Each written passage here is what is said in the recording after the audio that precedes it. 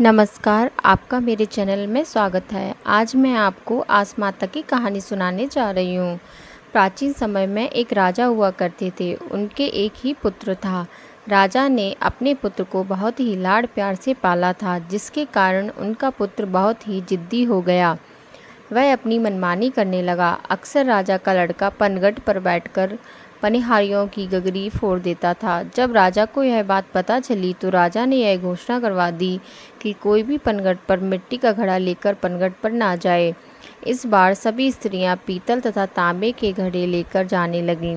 लेकिन लड़के को फिर से शरारत सूझी तो उसने घड़ों को लोहे तथा शीशे के टुकड़ों से तोड़ना शुरू कर दिया।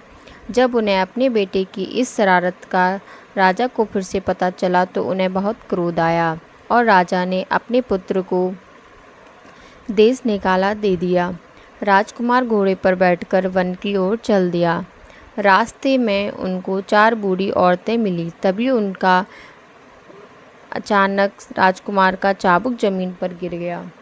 राजकुमार ने घोड़े से उतरकर चाबुक उठाया तो उन चारों बूढ़ी औरतों को लगा कि वह उन्हें प्रणाम कर रहा है। राजकुमार के नज़दीक जाकर यह बात चारों औरतों ने पूछी तो राजकुमार ने कहा कि उसने चौथी माई को प्रणाम किया है। चौथी माई ही आसमाई थी। चौथी माई यह सुनकर बहुत खुश होती है। आसमाई उस राजकुमार को 4 कौड़ियाँ देती है और ढेर सारा आशीर्वाद भी देती हैं और राजकुमार से कहती हैं कि जब तक यह 4 कौड़ियाँ तुम्हारे पास रहेंगी तुम्हें कोई हरा नहीं सकेगा। तभी सभी कामों में तुम्हें सफलता मिलेगी। आसमाई का आशीर्वाद पाकर राजकुमार आगे बढ़ता है और चलते चलते किसी देश की राजधानी पहुंच जाता है।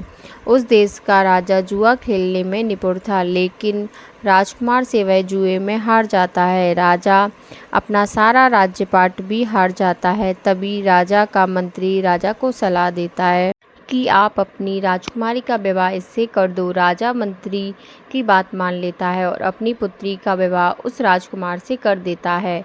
राजकुमारी अच्छे विचारों वाली, शीलवान व सदाचारिणी थी। राजकुमारी को अब सास ननद का अभाव महसूस होता है। उनकी कमी को पूरा करने के लिए राजकुमारी कपड़े की गुड़िया बनाकर अपनी सास ननद की कल्पना करती है और उनका पैर छूकर आशीर्वाद प्राप्त करती है।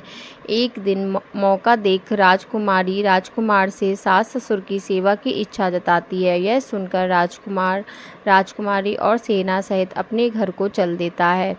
राजकुमार अपने माता पिता के पास पहुंचकर देखता है कि उसके वियोग में लगातार रोते रोते उसके माता पिता अंधे हो गए हैं। अपने पुत्र को वापस लौटने का समाचार पाकर राजा रानी बहुत खुश होते हैं।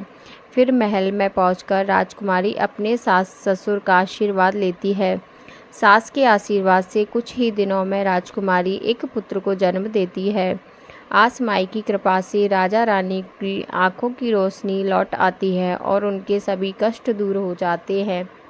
तो हे आसमाई, आपने जैसे राजकुमार पर अपनी कृपा की वैसे ही अपनी सभी लोगों पर कृपा बनाए रखना। जय हो आसमाई की।